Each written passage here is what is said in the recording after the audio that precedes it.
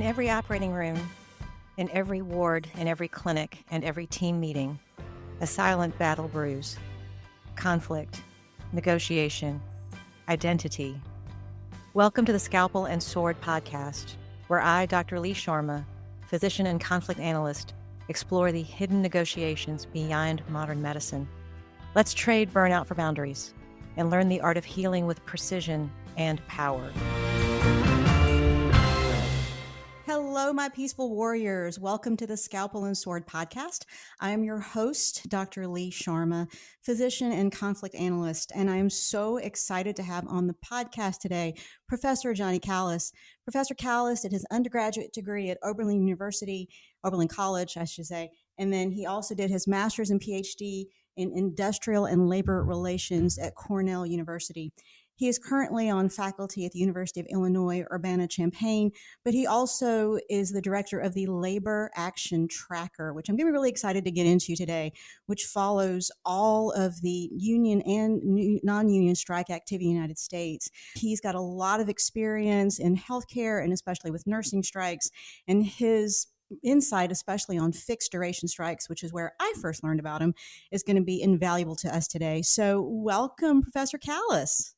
Thank you so much. It's great to be with you. Looking forward to our conversation. Same. So in reading, your interviews, your interest in labor relations goes way back. It's really familial in its origin. Yeah, that's a great point. I first got interested actually in the labor movement. My stepdad worked as a labor lawyer actually in the Southeast and in Alabama representing steel workers. And I think it's still District 9. I went to a labor education conference down outside of Pensacola on the Panhandle. And I noticed I was in high school. I was the only person under 40. And I was like, we need a little bit of youth and energy in this movement. And, Oberlin College is a place where you can develop some youth and energy related to activism. So I got into it there and worked in the labor movement, and now I'm researching. So it's been a full circle ride. Awesome. You also spent some time, I can't remember if it was after your PhD at the Service Employees International Union. You also spent some time there. And that's the parent organization for the Council on Interns and Residents, which is one of the largest resident unions and currently growing in numbers exponentially in the United States. But I think you really got into tracking unions when you were doing your graduate work. Yeah, so after college, I worked as a labor organizer for 3 years, 2 with CIU, Service Employees International Union, on the then known as the Fight for 15 campaign to raise the minimum wage to a living wage. And I was actually organizing home healthcare workers in Cleveland and Memphis. And then I worked for a year with the California Nurses Association in the East Bay and the Bay Area. And then I got, as many organizers do, a little burnt out and decided to go down the more research academic track. And that's where I got involved at Cornell with the Labor Action Tracker. Some of my interest in researching healthcare labor relations, but my experience as an organizer with those two organizations, SEIU and the California Nurses Association, certainly shaped that future interest. So the Labor Action Tracker actually looks at lots of things. It looks at union strikes, non-union strikes. It's looking at strikes all over the country, all different professions. But one of the things that I think you talked about a lot, which is the reason I really was excited to talk with you today, was fixed duration strikes. Because one of the things I think is happening now, especially as physicians are becoming more employed and thus exploring unions and joining unions, not only is whether or not we should strike, because I think, and I would love to know your perspective on this, physicians have never been really thought we could strike. It was not something that we thought was available to us as a way of exercising our voice and power, mainly because of our professional responsibilities and our love of our patients. But striking is something that when it's planned well and has a duration, can actually have lasting impact on the people who are trying to affect labor change. Is that something you've seen in your research? Yeah, so it's such a great point. And I think I understand there are some very important distinctions between registered nurses and physicians, but I think there are also some important parallels when it comes to, both groups of workers really taking their professional identity and pride seriously and really being patient care advocates. At the end of the day, I understand once again there's difference and variation in terms of educational background, experience, etc. But I've certainly seen, so a lot of my research, as you mentioned, have focused on the emergence of what I've termed fixed duration strikes, also might be known as limited duration strikes, short-term Mm-hmm. strikes. And it's basically when workers, often union members in the healthcare setting because of particular legal regulations, which I'll get to in a second, but Mm-hmm. workers walk out on strike for a predetermined time length, generally fewer than less than a week, oftentimes just 1 or 2 days. And then they'll unconditionally return to work at the conclusion of the strike, regardless of whether they actually make any meaningful progress on their contract demands or negotiations or whatever it may be. So this strike is not just unique to healthcare. This is quite common across a lot of the service sector, accommodation and food services, even through 12 public education in certain settings. But I think it plays a particularly unique role in healthcare because it allows groups of workers who are also patient care advocates to walk out of the job and protest conditions that they view not as just harmful to themselves as workers, but harmful to the patients that they're trying to advocate for, but to do so in a way that does not require them to be out indefinitely from their patient care responsibilities. And I think that's why you see, and I've coded all strikes in the Labor Action Tracker database, which we began in January of 2021, and at least through the end of 2023, over 75% of all strikes in healthcare have been of a fixed duration. And I think Mm-hmm. partially it's because you are sacrificing as a union member a lot less by going on a fixed duration strike. You're losing less money. You're at a much significantly reduced chance of losing your job, which we can get into. But I think it's also this important patient care advocate standpoint where you can really claim that you're advocating for your patients, but you're not walking out indefinitely. And that's certainly been a big factor behind nurses' strikes. And I think it's been a factor behind a few of the physician or resident strikes we've seen as well. I'm happy also, I'll stop for a second to get into some of the legal regulatory environment that is different in healthcare than it is in Mm-hmm. any other industry and plays a role here, but I'll stop for now. No, I definitely want to get into that because I think there's a lot of things as physicians. I mean, and we definitely, I think, have learned from watching what nurses and even doctors in other countries have done in terms of labor strikes. We've been able to see what the NHS has done. I mean, I think certainly what's going on in South Korea with the extended length of that strike has been really fascinating to watch. And I think also, too, for a lot of physicians that are thinking about strikes, they really do see that going on strike for months and months and months is not only tenable for patient care, first of all, because that's just horrible for the healthcare system. But also, I think one of the questions that comes up when people look at fixed duration strikes is, are these really effective? Because, like you said, most times, if you're looking at a 48-hour or even a 5 day, you probably don't have a resolution to your issues when you go back. So, are fixed duration strikes as effective as maybe talking about going on a longer duration? Was that still powerful for the people who are on strike? Yeah, so it's a great point, and where I think these types of strikes are different in healthcare than perhaps in, for example, the accommodation and food services industry, is that Mm-hmm. healthcare workers have such greater bargaining power because when they walk off, even for a short period of time, and I'd say this is especially true of nurses and physicians, hospitals Mm-hmm. can't just completely shut down.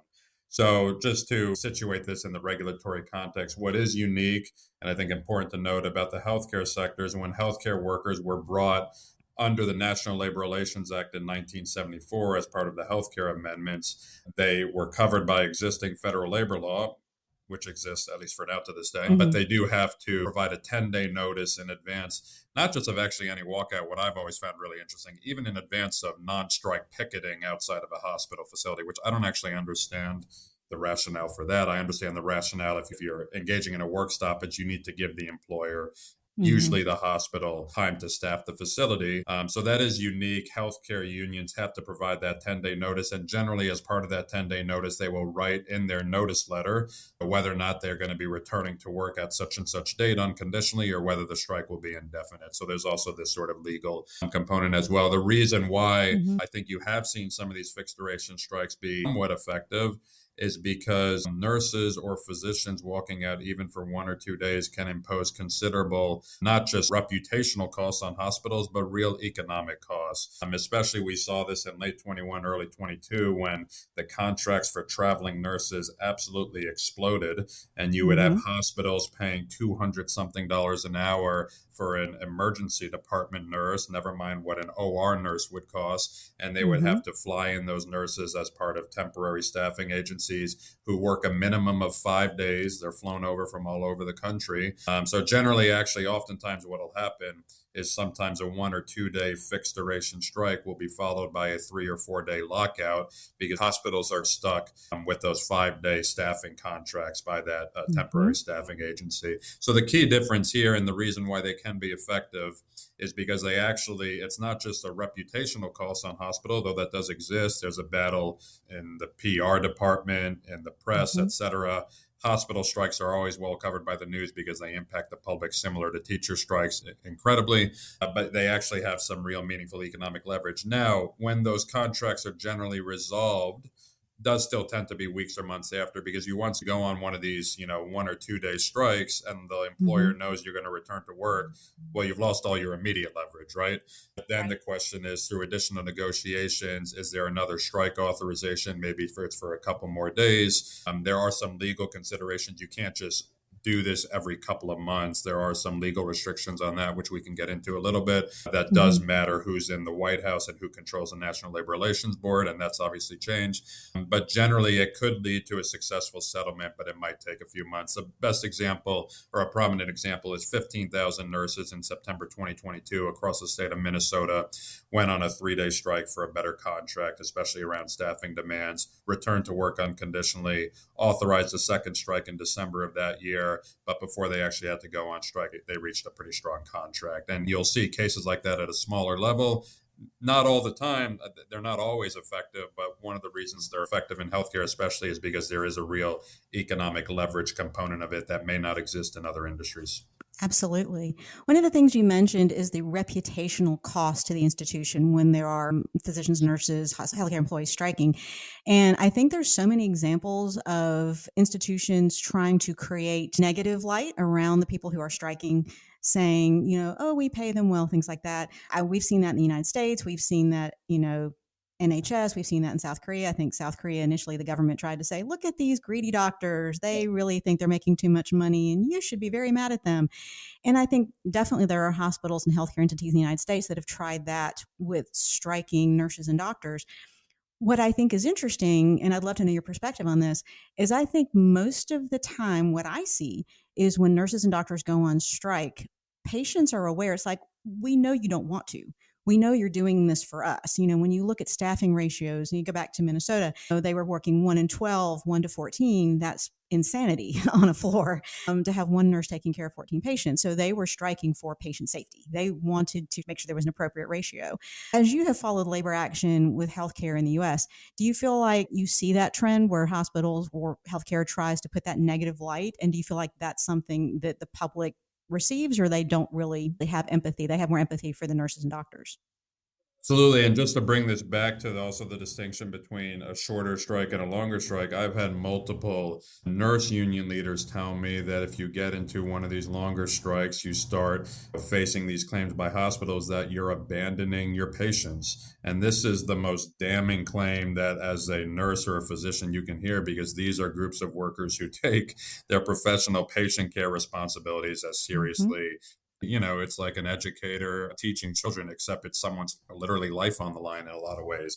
So, Right. absolutely, that language often gets weaponized. It's also, as you know, Dr. Sharma, can be very gendered. And oftentimes, especially with nurses, we're talking about a largely female workforce, but increasingly that's becoming more true of physicians as well. And I think that battle is absolutely fought over. I do think especially in the current climate post COVID, and I understand COVID is about 5 years ago, but what has given healthcare workers some leverage around those arguments is these people who put their lives on the line to save other people for multiple years during a global pandemic. And I understand for a lot of reasons in this country, we're moving away from that experience in many different ways, but I think people still understand these are frontline heroes, right? Nurses have Mm-hmm. long been the most trusted profession in America. I don't know how many years running now. Their approval rating in Mm-hmm. terms of an occupation is something like 75 or 80% the last time I Yep. checked. So they are able to leverage that in these disputes, but it does get a little dicey, especially in communities that are maybe facing their hospital being shut down or at least the services significantly reduced and Mm-hmm. management through the airwaves, through the press, etc., as part of a longer strike, can play this language of look at these greedy physicians, nurses who are abandoning their patients. And that's the language that gets challenging. And I do think part of the reason you see these fixed duration strikes, it's much harder for hospitals to claim this when, yes, we're walking out to advocate for our patients, but we'll be back in 2 days, or we'll be back in 4 days, or we'll be back in a week. I do think that's another advantage of these types of strikes. Mm-hmm. Absolutely. You mentioned that the NLRB included healthcare under their aegis in 1974, but we really didn't hear a lot about labor strikes in healthcare, nurses, doctors, until much, much later. And obviously, you've been tracking this since January 21, Yeah. but you've had a chance to follow this throughout your career. Why do you feel like we're seeing way more strikes now? So, and I wish I could.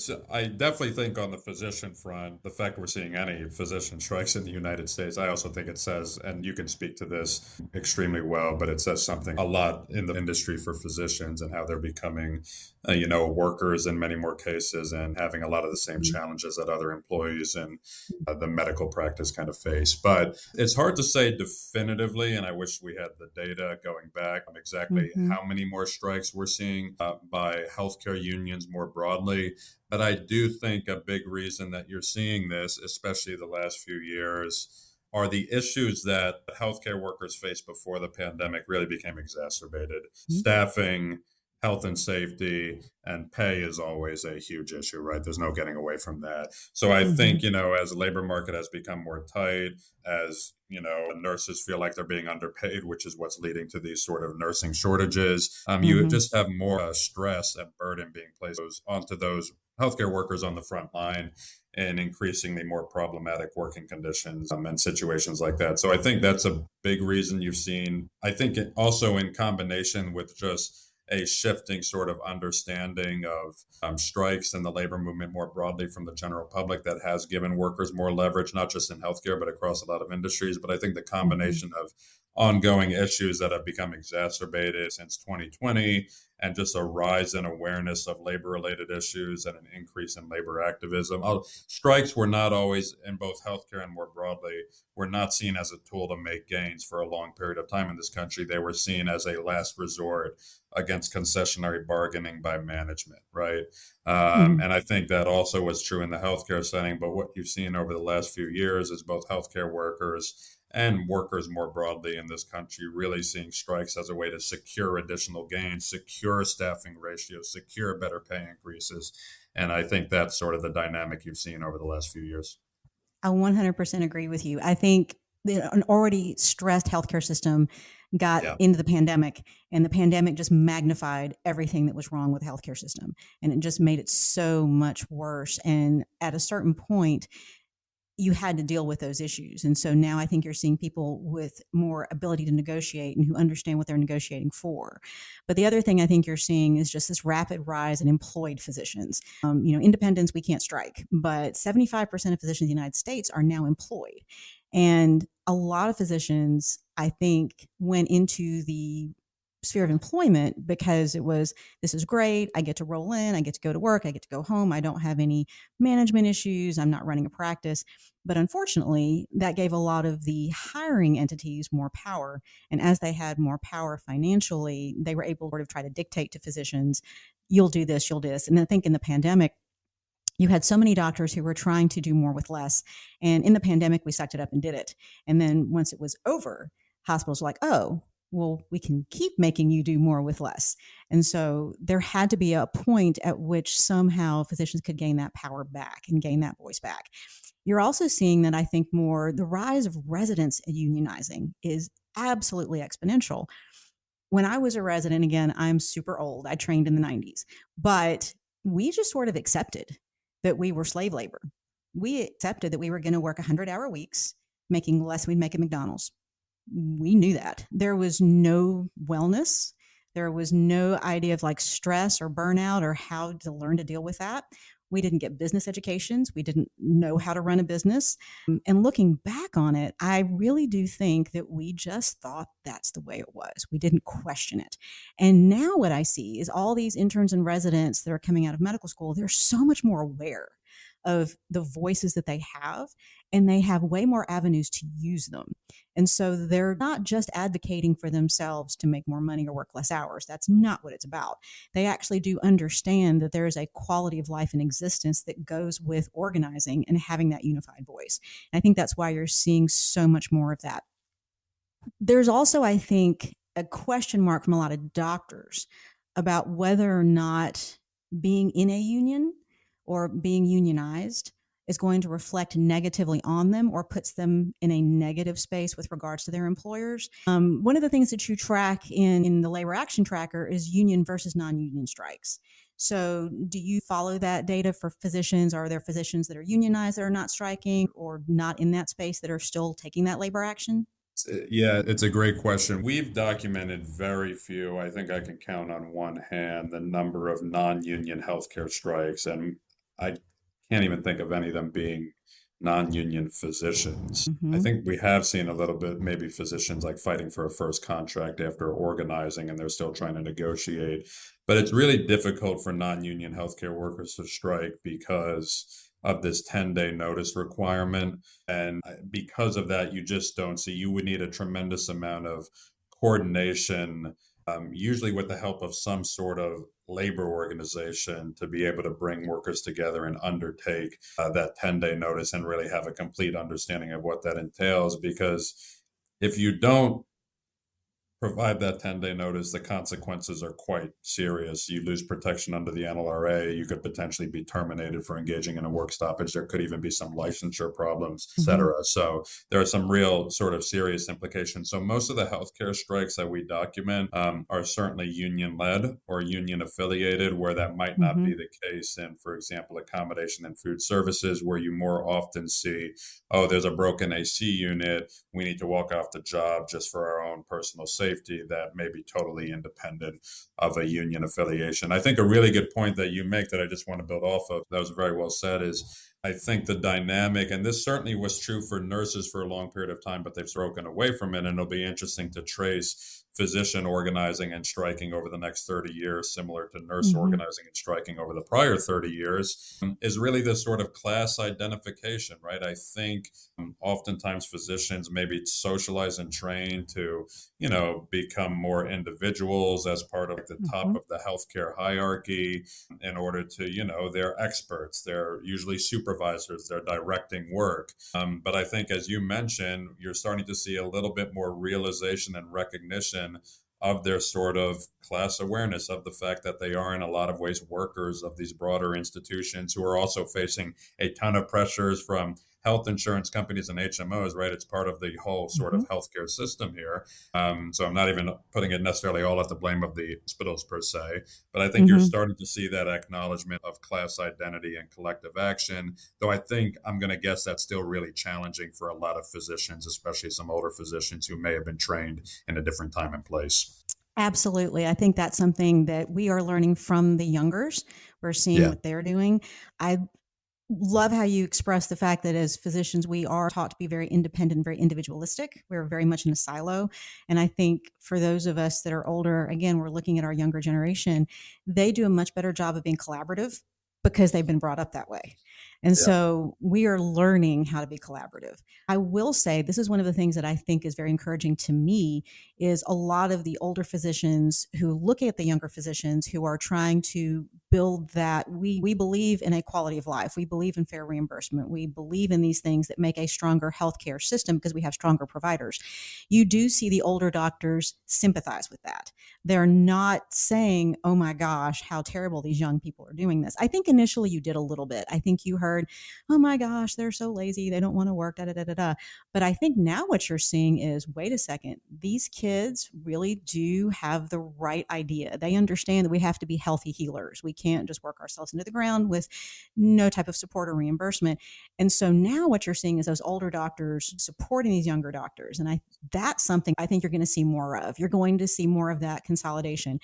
I also think you were talking about how the pandemic changed the healthcare system and changed a lot of minds about the way the system works and the flaws in it. And I know you know all about this. Back in the early, I think, late 90s, 2000s, the American Medical Association tried to create a national physician bargaining unit called the Yeah. Physicians for Responsible Negotiation, PRN. And it lasted for 3 years, I believe. I think it was one of those things, it was a good idea, it was too early. There were not physicians that were ready to embrace that. They still saw labor unions as strikes as something that was professionally not acceptable for us.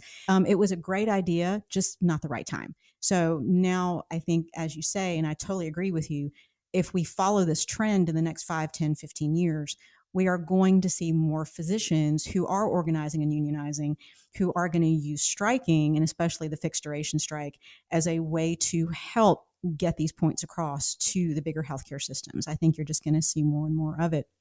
One of the things that I did love is that you did spend time as an actual labor negotiator for the California Nurses Association. So you were actively involved in bargaining, advocating for these nurses, working with this administration and this healthcare hospital system. What were some of the biggest takeaways you took from working in that situation? What did you learn? Nurses are very passionate.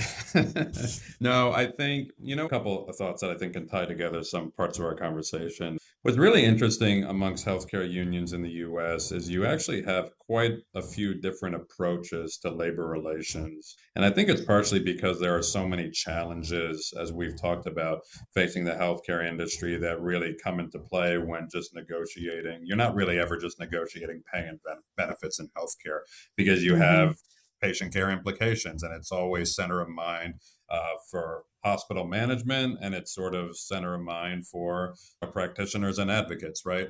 So Right. I think what's interesting is you have these different sort of ideologies or approaches to unionism. For example, in the West Coast, you have something that would seem to be really appealing and could potentially be appealing to physicians. This pretty intricate labor management partnership at Kaiser Permanente hospitals across the West Coast, where you have unions and management, and this has come under a lot of stress over the last few years in the wake of the pandemic, but the partnership still exists in a couple different iterations, really come together with the goal of fostering labor management collaboration, recognizing unions as legitimate actors, which most employers, both in healthcare and not in healthcare in the US, do not. Not true in Mm-hmm. other countries, but at least in this country, do not. And really committing to partnering with each other to reach collective bargaining agreements, ideally without having to resort to strikes or other sort of confrontational actions to benefit both, healthcare workers, but especially patients on the bottom line. There are some, though, especially state level nurses associations that have broken away from the American Nurses Association that have become much more sort of confrontational and adversarial nurse unions. So California Nurses Association was one of them. This is Mm-hmm. a union that proudly is anti-partnership. They commit to a much more sort of traditional adversarial approach to labor relations. And they would argue, and in some ways, I do agree. I think there are arguments on both sides, and there are certain conditions when each approach could be more effective, that they really need to be the voice against further privatization and corporatization of our healthcare system, right? And in order to do that, Mm-hmm. it's really difficult to partner with employers. You have to fight against employers and stand up for things, in their opinion, like Medicare for all or more progressive sort of policy making, et cetera. So you actually have what I've learned is you have a lot of different approaches to labor relations in this healthcare space that really varies based on the labor organization, and it can have meaningful impacts for outcomes at the bargaining table. So that might have been, I don't know if that's a little bit more niche than you were expecting me to go with that question. And you see this a lot. California Nurses Association, New York State Nurses Association, Minnesota, some of these state nurses associations that broke away from the ANA and now are sort of their own. Some of them are organized under National Nurses United, but generally they're sort of own state affiliated nurses union that differs Mm-hmm. considerably from other labor organizations. But I would also say, at the end of the day, and this relates to the commentary on strikes, nurses are patient care advocates. And really, this identity around patient care advocacy and being on the front lines is just so instrumental, not just at the bargaining table, but in their willingness to fight. And I think that's why you see nurses, even though you would think, maybe not compared to physicians, but compared to a lot of other healthcare workers or workers more broadly, are really protective of their occupational identity. And they're willing to fight for that, protecting their occupational identity as well. And it's so interesting too, because especially when you talk about this California Nurse Association and these organizations that have broken away, they're not just advocating, like you said, for staffing ratios and stuff. They're advocating for policy. They're actually and there are lots of other places in the United States and all over the world that are looking at those disputes and those labor strikes, because the policy that's coming out of that is going to affect other people. I think California especially has been a leader, not just for nurses, but also for residents. And one of my former medical students is a PEDS resident at UC San Diego, and she sent me her first day schedule. She has mandatory lunch breaks. She has like a 9 o'clock yoga break. I've had nurses that have been out there doing travel nursing. Their staffing ratio was 1 in 4, but they also have 2 float nurses that are there to help you. And they're coming from the South where they may have worked 1 in 10. And so they're going to California going, I have 4 patients and I have 2 nurses who are willing to help me. This is work. But there again, California fought for that. And it's like, you can't deny the fact that the reason why they have those things, the reason why the residents have quality of life, and the reason why the nurses have these staffing ratios and the support is because they fought for them. Absolutely. So as this policy, people start looking at California or looking at Minnesota and looking what they're fighting for, that policy does trickle over to other places. You can't keep it out. And so if someone like me in Alabama has heard what's going on in California, it doesn't take long for people in my part of the world to start fighting for that. And so I think this is the beauty of what you're doing. I think the beauty of the Labor Action Tracker and the work that you're doing is helping everybody in healthcare, physicians, nurses, all of the health professionals, be aware that they have a voice, that they have power. And I think the larger implications of what places like California has done with their nurses is that it has the potential to change healthcare everywhere, not just for them. And so this is why I love the work that you're doing. I was fascinated to read about the work that you're doing. Professor Kallas, if people want to get in touch with you or find out more about your work, how would they do that? Absolutely. Well, first of all, please, as Dr. Sharma, you've promoted, please visit the Labor Action Tracker. You can just type a Google search or any sort of search, Labor Action Tracker will come up. It's a really great interactive map that's publicly accessible, and you can search for strikes by industry plus demand, size, etc., going back to January of 2021. And for those researchers or anybody interested in a spreadsheet version of our data, we make that publicly available, and you can reach out to me at jkallas, Kallas, at illinois.edu, or just do a Google search for my name. That'll come up. I'm always happy to provide data or talk about the tracker, healthcare, labor relations more broadly. It's a big passion of mine, and I appreciate the time. Absolutely. Thank you so much for being here. Professor Kallas, we really appreciate it. So everybody who joined us today on Scalpel and Sword, thank you so much for being here today. And as always, be at peace. Every episode is an invitation to speak, to negotiate, to choose. I'm Dr. Lee Sharma. Join the dialogue by subscribing to Scalpel and Sword. Until next time, peaceful warriors, may your choices be sharp and your voice be even sharper. This podcast is a reflection of lived experience and research in conflict resolution. The Scalpel and Sword is not intended as medical or legal guidance. For personal matters, please consult a qualified professional.